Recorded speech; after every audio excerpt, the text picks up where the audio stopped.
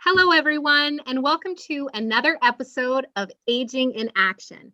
And we are delighted to have two guests on our show today. We welcome Shelley and Katherine from United Way. Welcome, ladies. Thank you so much for having us today. Yeah, I echo that. We're really excited to be part of your panel today and have some great conversation.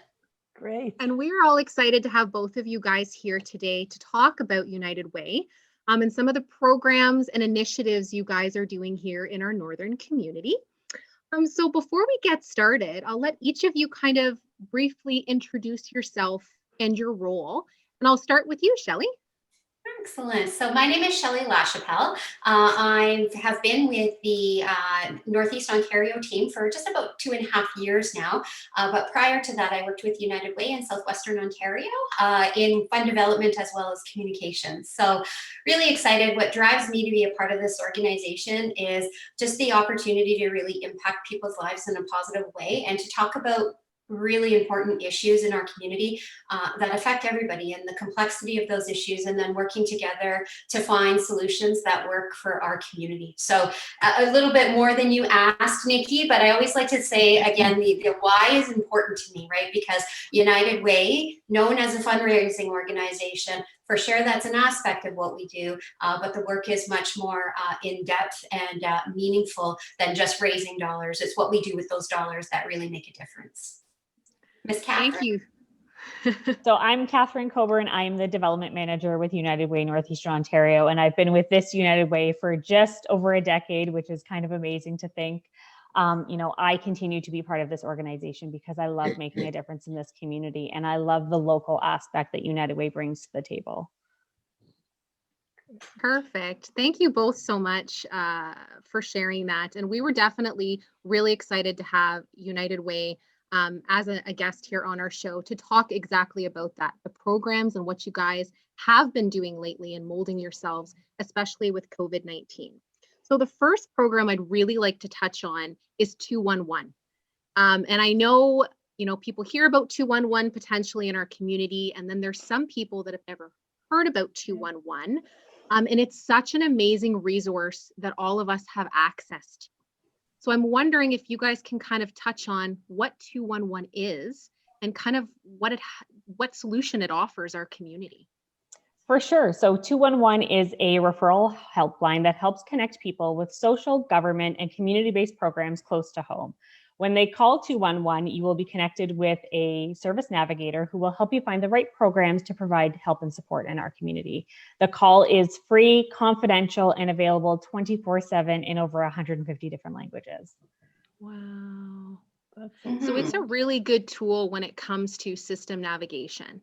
And I know, for sure. Yeah, and I know here at Homestead, we're adding all of the 211 information into all of our care consult folders, because that's one of the biggest challenges we find is people call us needing, of course, home care services, but needing other services in the community.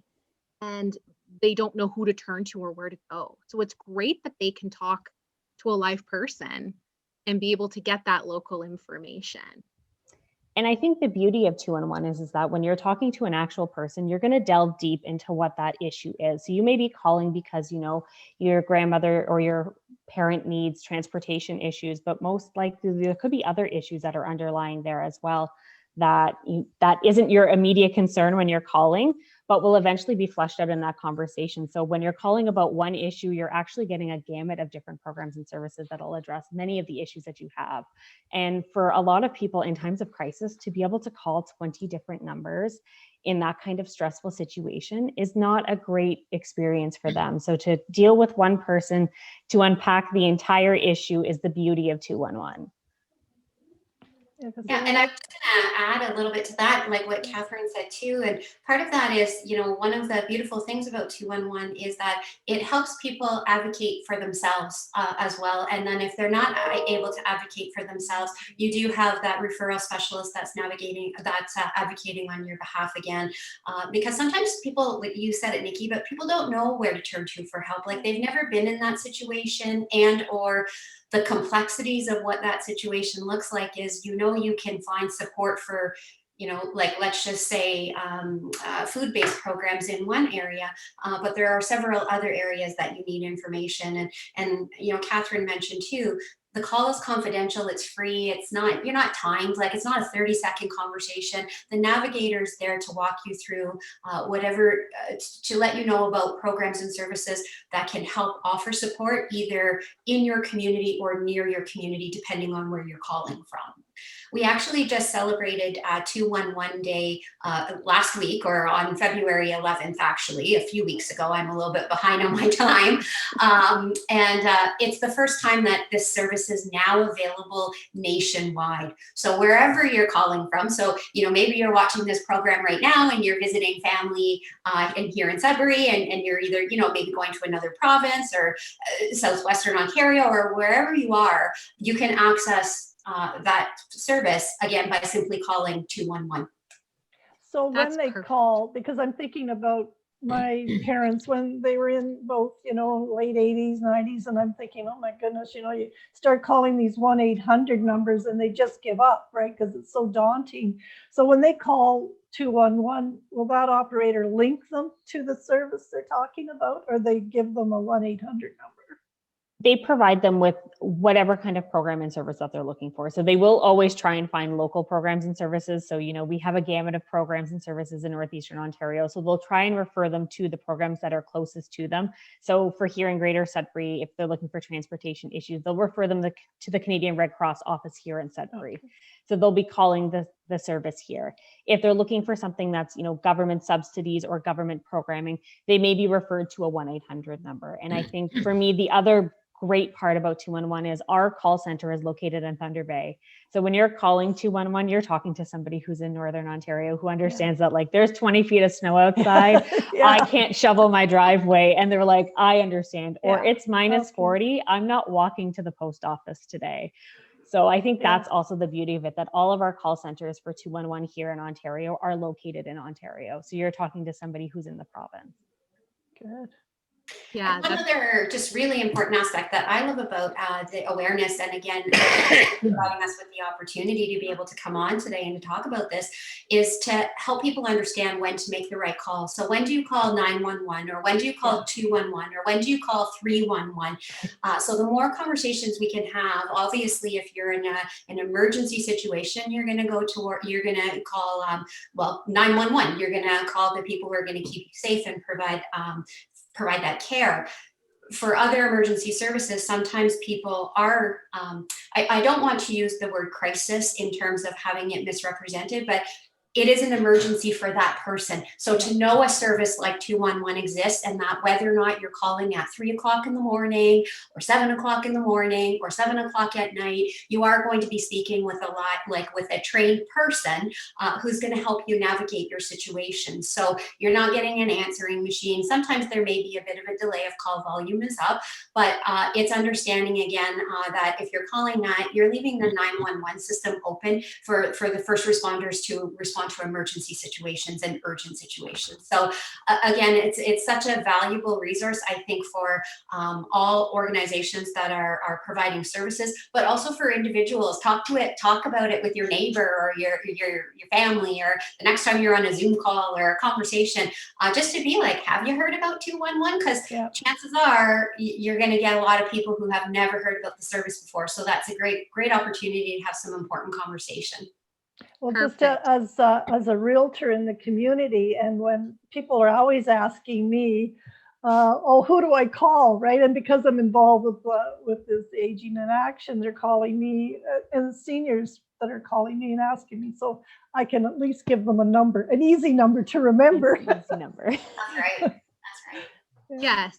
And I mean, I can hear the passion behind both of your voices as you're talking about this. And I know 211 is an amazing program, an amazing resource. I just have one quick question to ask, but I'd like to move on because I know there's a lot of other great programs that you guys offer. When it comes to 211 and the database of organizations that are on there, if an organization isn't on there, or how does an organization or resource get added to that 211 database? Because I'm sure there's going to be some viewers that are interested in getting added if maybe they're not represented.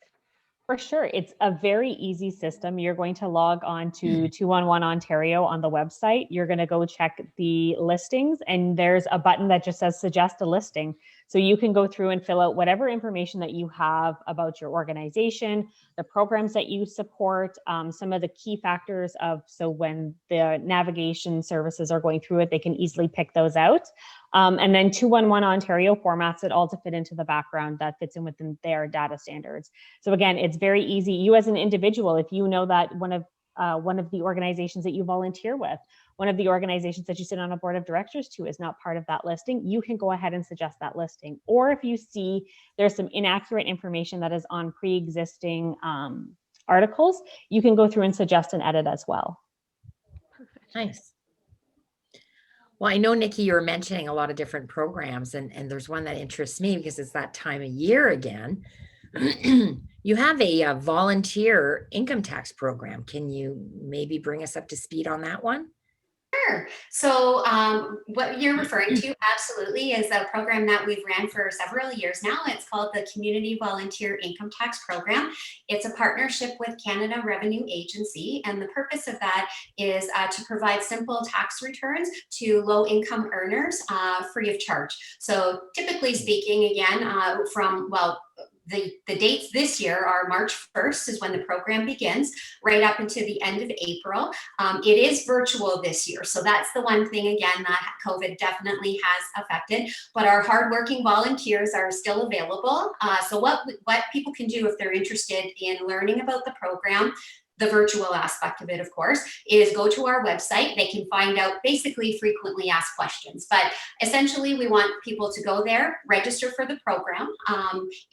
Our volunteers, after March 1st, after the program begins, will call you back. We have some security measures in place to keep to make sure that everyone's information is kept safe, and they'll walk you through it. So they're going to be on the telephone. They'll be completing the taxes, and they'll be filing them. So the service, the interruption to service will not be there. We realize some people like the face-to-face interaction, right? Like that's part of the experience. But we do know that this is such an important program that we do have to find alternate ways to be able to make sure that service is still provided. So yeah, registration is now open. So people can go to our website, uwcneo.com, and there's a bunch of different ways there, but it's right at the top of the website. So you can click that link and you can register. If you don't have access to a computer, you can also call our office. So the telephone number is 705-560-3330, and you can leave a message at extension 210. One of our wonderful volunteers will call you back and explain the entire process. Right now, again, we'll be taking registrations right up until that April 30th date. So whenever you have all of your important papers ready to go and you're ready to file your taxes, you can certainly give us a call and find out about more of that qualifying criteria, or again, to register for the program. Shelley, just to elaborate a little bit more, is it a cost factor involved on it, or is it free to certain demographics? So it's based on income. So there are levels of income depending on if you're a family of one up to a family of, on our website, we have it broken down to a family of 5 or more, but it's just in increments, and it has to be simple tax returns. So there we'll be doing business tax returns, or basically it's just simple tax returns. And a lot of people utilize the program. Last year, the first few weeks we were able to do in person, but certainly then had to adapt with the office having to close its doors. But we did it virtually. Still over 1,700 people were able to utilize that program last year. Prior to that, again, thousands of people use it every year, rely on it. And the important part is, for sure, there's a cost savings in terms of filing your income tax, but also we know that to be able to qualify and get the tax benefits from the government, you need to file your taxes. So it's absolutely critical for people to get those added incentives, to be able to access those for, again, just to be able to, have that available income to them. So really important. But yes, all of that information is on the website. It starts, so it's just so people don't get confused, we certainly encourage you to go there, or you can contact our office and we'll send a copy to you so that you can see that. Nice. Perfect. And we'll make sure to share that information on our social media channels as well, just so our viewers, if they're looking for easy access, they'll be able to do that as well. So can we touch on this New Horizons Seniors program that I hear a lot in the community? Can you guys touch on exactly what that program is and what it means for our community? Perfect. Excellent. So just to start a little, we're going to back up just a tad bit on that, but I'll certainly get to answer your question, Nikki. But as we know, COVID-19 has had a tremendous impact on all of us, but it has had a profound impact on vulnerable people in our community. So programs that people rely on suddenly had to close their doors and or adapt their services based on, obviously public health recommendations, but with the intent of keeping people safe. So that support that was there was not always readily available anymore. So United Way, one of the things we did is we looked at starting our own local Love in a Global Crisis community response fund to help address basic needs. And then we were also, the United Way also administered dollars that were made available through the federal government, through the Government of Canada funding.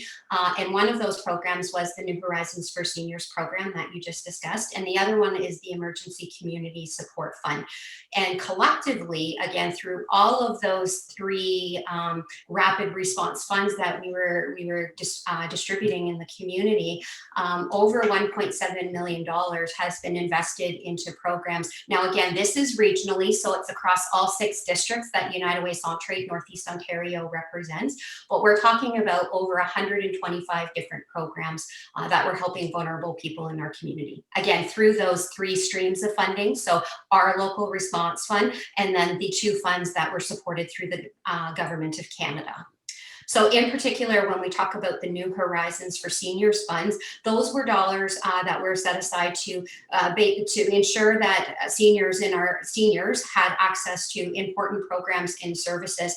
Many of the applications and programs that we supported were food-based programs or gift card programs, care packages, because seniors were, again, when we think back to last year around this time, we were being asked to stay home, not able to go to the grocery store and have those added support. So we do have a complete listing on our website, again, of organizations that received funding and what they received funding for. So we had, again, care packages that included things to, like puzzle books and letters and flowers and things to be, make sure that people know that we're thinking about you and that you're important and we haven't. But then there's also, again, the gift card food programs, as well as like hot programs being delivered to seniors. The gamut was basically looking at what was available in the different communities and how we were able to provide that support. So it was definitely a holistic approach to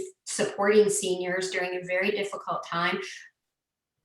And, really taking into account the effect of how that isolation piece and staying home, how that really impacted quality of life and access to services. Catherine, anything you want to expand on? I think for me, when we did the Emergency Community Support Fund, that fund was specifically set up through the federal government, entrusted to United Way to ensure that we could expand programs and services that were addressing issues that have emerged because of COVID-19.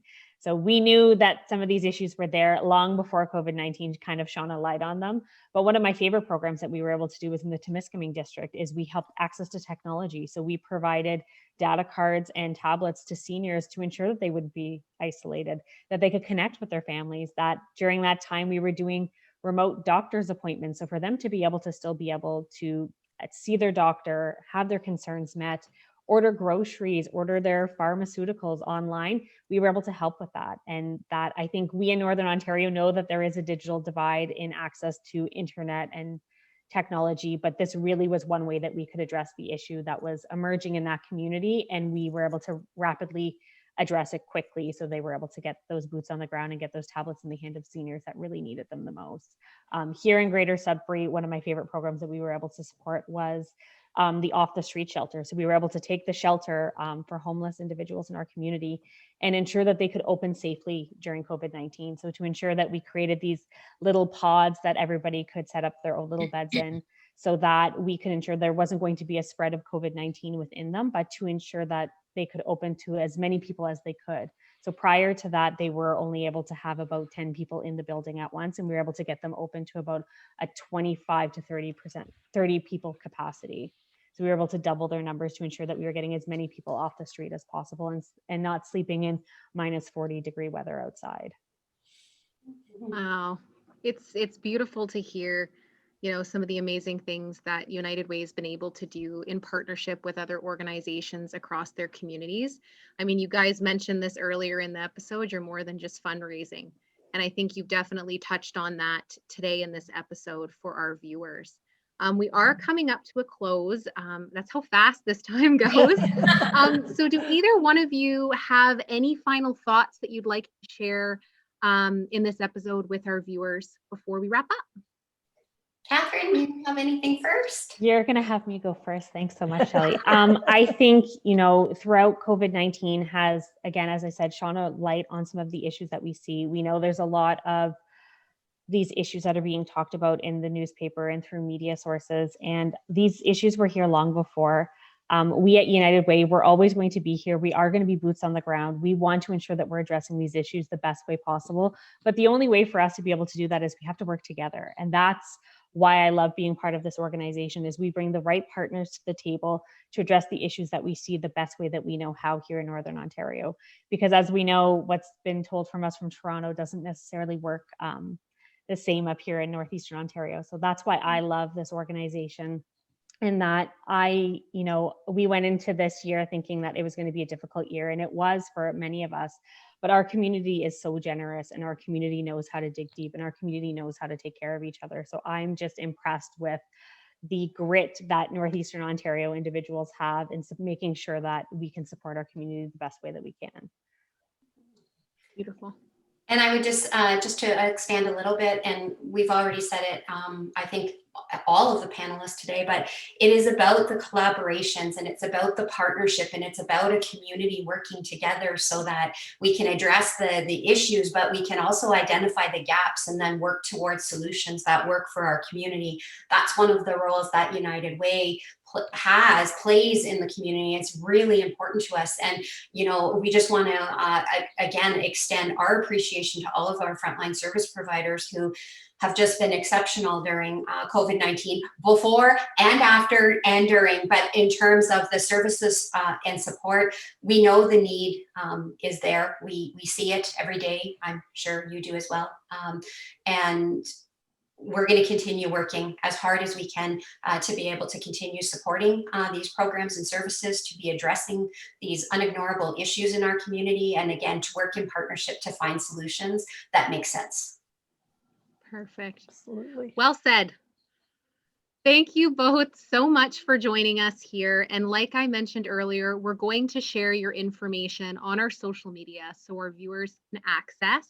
We want to take the time from all of us here at Aging in Action for joining us, helping us educate our community, and helping us age in action.